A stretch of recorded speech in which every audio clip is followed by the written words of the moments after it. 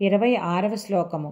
ముక్త సంగోనహం వాదీ ధృత్యుత్సాహ సమన్వితః సిద్ధ్య సిద్ధ్యోర్నిర్వికారః కర్తా సాత్విక ఉచ్యతే.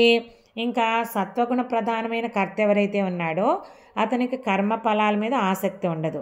నేనే కర్తనని చెప్పుకోవడం కానీ, ఎన్ని కష్టాలు వచ్చినా కానీ పట్టుకున్న చేద్దామనుకున్న కార్యాన్ని మధ్యలో వదిలిపెట్టేయడము ఇలాంటివన్నీ చెయ్యరు. అలాగే ఓర్పు ఉంటుంది. ఎంత కష్టమైనా కానీ ఆ పనిని సమర్థవంతంగా నిర్వహిస్తారనమాట. అలాగే కార్యసాఫల్యం పొందినప్పుడు కూడా విజయము, ఆనందము అవన్నీ కూడా నెత్తి మీద పెక్కించుకొని గర్వం తెచ్చుకోవడం అలాంటివన్నీ ఉండవు. ద్వంద్వాతీతుడిగా ఉంటాడనమాట. అలాగే కార్యం ఏదైనా వైఫల్యం చెందినా కానీ కృంగిపోవడం అనమాట. ఇలా ఎవరైతే ఒక కార్యాన్ని నిర్వర్తిస్తాడో అతను సాత్విక కర్త అవుతారు. అంటే సాత్విక గుణజన్యమైన కార్యం చేసే కర్త అనమాట. 27వ శ్లోకము. రాగీ కర్మ ఫల ప్రేప్సు లుబ్ధో హింసాత్మకో శుచిః హర్షశోకాన్వితః కర్త రాజసః పరికీర్తితః. ఇంకా రజోగుణం ప్రధానంగా ఉందనుకోండి వ్యక్తిలోనూ, ఇంకా అతనికి రకరకాల కోరికలు ఉంటాయి. అలాగే కర్మ ఫలితాలన్నీ దక్కాలని ఆశ, ఎవరికి దానాలు చేయడు, ఇతరుల సొమ్ము కూడా అతనికి అందరి సొమ్ము తనకే కావాలని ఆశపడుతూ ఉంటాడు. అలాగే తన పని అవ్వడం గురించి, తన స్వలాభం కోసం పరాయవాన్ని పీడించడానికి కూడా జంకడనమాట. మానసికంగా శుద్ధంగా ఉండడు. అలాగే బాహ్య శుచి కూడా ఉండదన్నమాట. అనుకున్నది దొరికితే సంతోషం, దొరక్కపోతే దుఃఖం. అలాగే ఏదైనా అనుకోకుండా లభించితే ఎంతో ఆనందము, ఏదైనా ప్రాబ్లం వస్తే అనుకోకుండా దానికి దుఃఖము. అంటే పూర్తిగా ఆ ఎమోషన్స్లో ఇన్వాల్వ్ అయిపోయి ఉంటాడనమాట, కొట్టుమిట్టాడుతూ ఉంటాడు. ఇలా చేసే అతనిని రాజసకర్త అని పిలుస్తారనమాట. 28వ శ్లోకము. అయుక్త ప్రాకృతస్తబ్ధ షఠో నైష్కృతికోలసః విషాదీ దీర్ఘసూత్రీ చ కర్తా తామస ఉచ్యతే. ఇంకేంటి ఈ తామసజన్యమైన గుణాలు కలగవాళ్ళు ఎలాంటి కర్తలాగా ఉంటారట? వీళ్ళు బాగా, అంటే వీళ్ళకి ఏ రకమైన మెచ్యూరిటీ ఉండదన్నమాట.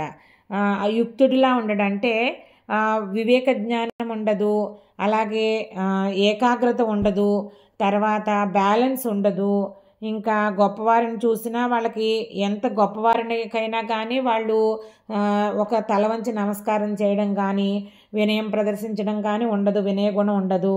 తర్వాత వీళ్ళు స్వార్థంతో వీళ్ళ పనులు చేయకపోగా పక్క వాళ్ళ పనులు కూడా పాడు చేస్తూ ఉంటారు. తర్వాత ఇంకోటి ఏంటంటే ఇలాంటి పనుల్లోనే పక్క వాళ్ళ పనులు పాడు చేయడానికే ఎక్కువ చురుగ్గా ఉంటారు. వాళ్ళ కర్తవ్యాల దాకా వస్తే సోమరిపోతుల్లాగా ఉంటారనమాట. వాళ్ళ పనులు వాళ్ళు చెయ్యరు. ఆ తర్వాత ఎప్పుడూ కూడా ఒక రకమైన చేతన లేకుండా తర్వాత ఏమో అలా డల్గా ఏదో కోల్పోయిన వాళ్ళలాగా ఉత్సాహంగా ఉండరనమాట. ఉత్సాహం లేకుండా ఉంటారు. కర్మ మొదలు పెట్టడంలోనే ఎంత జాప్యం చేస్తూ ఉంటారు. అలాగే మొదలుపెట్టినా కానీ దాన్ని ఇంకా అలాగే ఎప్పటికీ పూర్తి చేయకుండా ఉంటారనమాట. ఇలాంటి వాళ్ళు ఎవరైతే పనులను చేస్తూ ఉంటారో అలాంటి అదంతా కూడా తామసజన్యం అనమాట. తామస గుణం ప్రధానంగా ఉండడం వల్ల అలాంటి పనులు చేస్తూ ఉంటారు. 29వ శ్లోకము. బుద్ధేర్భేదం ధృతేశ్చైవ గుణతస్త్రివిధం శృణు ప్రోత్స్యమానమశేషేణ పృథక్త్వేన ధనంజయ.